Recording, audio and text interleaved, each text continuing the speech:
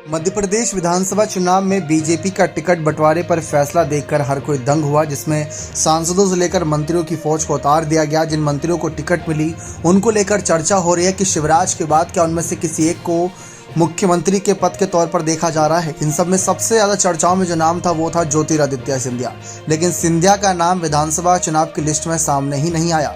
चर्चा थी कि या तो शिवपुरी से या तो उज्जैन से वह चुनाव लड़ सकते हैं, लेकिन ये सब चर्चा ठंडे बस्ते में चली गई क्योंकि बीजेपी के लगभग कैंडिडेट के नाम का अनाउंसमेंट हो गया और जो कुछ फेस बदलने थे वो भी लगभग काम हो चुका है। नामांकन दर्ज किए जा रहे हैं, लेकिन इन सब के बीच चर्चा इस बात की है कि अगर चुनाव जीत जाते हैं तो क्या सिंधिया को सीएम बनाने के चांसेस नजर आएंगे।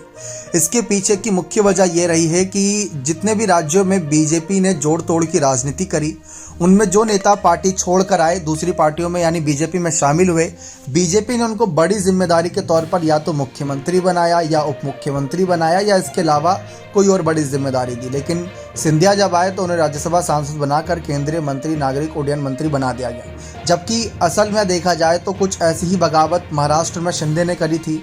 39 विधायक होने के बावजूद भी उनको 288 विधानसभा राज्य के क्षेत्र वाले में वहां पर उनको मुख्यमंत्री बना दिया और यहाँ पर सिंधिया को मुख्यमंत्री नहीं बनाया गया।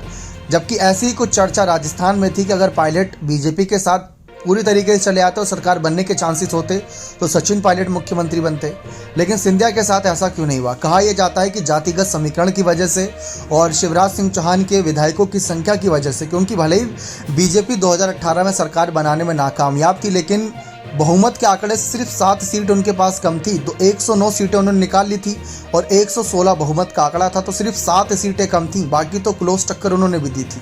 तो इस लिहाज से देखा जाए तो कहीं ना कहीं सिंधिया की वजह से नाराजगी बढ़ सकती थी और जातिगत समीकरण भी फिट नहीं बैठते। इसी वजह से सिंधिया को मुख्यमंत्री पद के दावेदार के तौर पर नहीं देखा शायद बीजेपी ने। लेकिन सिंधिया से जब इस बारे में सवाल किया जाता था तो सिंधिया ने साफ कहा था कि अगर रही बात मुख्यमंत्री बनने की, तो मुख्यमंत्री बनने का चांस अगर मिला तो मैं जरूर उस जिम्मेदारी को निभाना चाहूँगा, अगर नहीं मिला तो कोई बात नहीं, मैं जिस पद पर अभी हूँ उस पद पर रहकर अपनी पार्टी के लिए पूरा कार्यरत रहूँगा।